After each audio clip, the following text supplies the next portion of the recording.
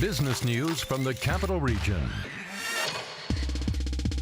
This is Washington Business Report with ABC7 national correspondent Rebecca Cooper. Thanks for joining us for a fresh look at business and finance in the Washington region. Coming up on today's show, shortcuts for being productive, methods that work to get you working better. Plus, in our roundtable, the stories making headlines this week that impact the workplace, from maternity leave to the current tensions over race in America.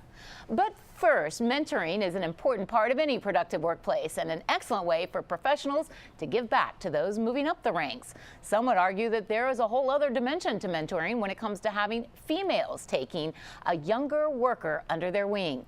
Here to talk about mentoring is the Washington Business Journal's Jennifer Nycz-Conner, Gilbert LLP founding partner Rachel Kronowitz, and Rosie Allen-Herring, President and CEO of United Way of the National Capital Area.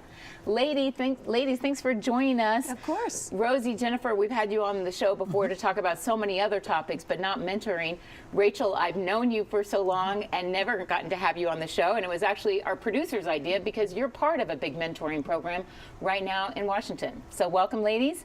Jennifer, that's the setup to turn to you because the big mentoring program right now in Washington is under the auspices of Washington Business Journal. So tell us what it is. Well, it is one of my favorite events that we do every year. It's the second time we're going to be doing it. It's called Mentoring Monday. It is on March 30th, and it is a Monday morning full of exactly what we just talked about, mentoring, where it's basically kind of like speed dating, but for mentors, where participants, we're expecting close to 300, will have a chance to meet with 40 really top-notch women around the area and have 7 minutes apiece before a bell rings and they move on to get their tips and insights on work and life. Now, I need to explain to our audience because some people get confused and they think that Washington Business Report is affiliated with Washington Business Journal. Oh, we like each other. We have that. And that's what I explain to people. I'm not here to promote this because we're in a professional alliance. We're different news organizations, different owners. We're just big fans of the Washington Business Journal. And one of the things I really like about the Journal is your newspaper does so much more than news. You all also have several awards that are given every year.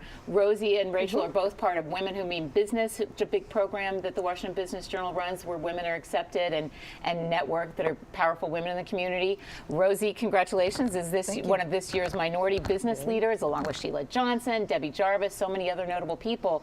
But why do this? Why be a news organization that wears so many other hats? Well, business is about relationships. At the end of the day, no matter what we do in dollars and cents and everything else, we work with people we know, we like, we trust. And that's really one of the things we strive for at the Washington Business Journal, is to help create community. And Mentoring Monday is just one of those examples of how we can do that by bringing people together to help them learn and also to help them further their career. I mean, we're all hit points in our career. We need some help from other people, women and men, to really kind of help us see the forest through the trees and figure out what those next steps may be. And this is a great way to kind of dive in, even if you're not someone who's kind of ever done an official mentoring program or something like that, to try it out for a couple hours and see what you might be able to learn in the process. And these two lovely ladies to my right are going to be two of the mentors that we're going to have with us on Monday morning. So, Rachel, you get this question a lot from other people. You haven't yet faced the women. It's kind of like speed dating, though, right, Jennifer? Right. It's like speed rounds of mentoring. Yep. So you don't yet know what kind of questions you'll be asked by these young women. But do you get approached by other young women to be a mentor? I never realized that finding a mentor was a job assignment until I read Sheryl Sandberg's Lean In, and I realized that I didn't go to Harvard Business School. I missed that whole education about the importance of mentoring. Do you mentor others already? I do mentor others, and I think mentoring is important on two different levels. It's important as a formal mentoring program in the workplace, but the informal mentoring that you get in and outside of your workplace is very important. There has to be a synergy between the mentor and the mentee, or it's not going to work. There has to be a real confidence that the relationship will work, and that people really understand that they can have real conversations about difficult problems. Well, that's the thing. I should say I've had mentors my whole life, Rosie. There are countless number of men and women who I count as mentors, but it was never a formal arrangement. I never went up to someone and said, will you be my mentor, in the way that now they're advising young people to do. Do you have any formal mentor relationships right now? Absolutely. I have great formal relationships, and part of mine started from a formal mentor program and my former employer before I went to United Way.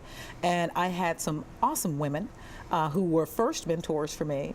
And then, of course, I had some males along the way. And I will tell you, much of the progress that I've made has been because of a mentor who saw something in me that I didn't see in myself, who encouraged me around some things that perhaps I would not have, and put me in touch with people whose path mine would not have crossed for whatever reason. And so mentoring does work. And I have such an obligation now because I've been so fortunate that, to me, it's a part of who I am, that I love to mentor, because you get something out of it. It really is a two-way street. Okay, we're going to keep you all around for the roundtable, talk about news of the week, because you're too powerful of women in Washington, all three of you, to waste on just one segment. And we only have about a minute left in this segment. So I want both of you to explain to me how you would want to be approached by someone who wants a formal mentor relationship. You must be asked by so many people. So Rosie, how should someone go about asking, not just you, but anyone, to be a mentor? I would say be thoughtful about it. Certainly you don't want a knee-jerk type of conversation, and it's not about an ask for something. It's about, help me think through what it is that I'm looking to do. Let them know what you think you may want to do, where your areas of interest are, and bring something to the table. I either have a particular skill set, or I'm a quick learner, I'm a self-starter, I have initiative, and so much so that at the end of the day, whoever you approach, make them feel like their time will not be wasted and that they will not regret helping. Very good advice. Rachel, yours? I think that you need to be clear when you're asking someone to be your mentor. Ask them what it is you're looking for, and it's a two-way street. Your mentor will probably learn something from you as well, and that's very important. We hear that all the time on this show. I think Marissa Levin, who's coming up later, has been one of those who have said this. Two-way, we're going to learn from the younger generation by what they can teach us about social media and so much more. Last question, 10 seconds left, so it has to be a fast one. Rosie, are you open to a cold call mentor relationship, someone who's never met you approaching you and saying, will you mentor me? Every single day. Do you ever accept them? I do. Wow. Rachel? Absolutely.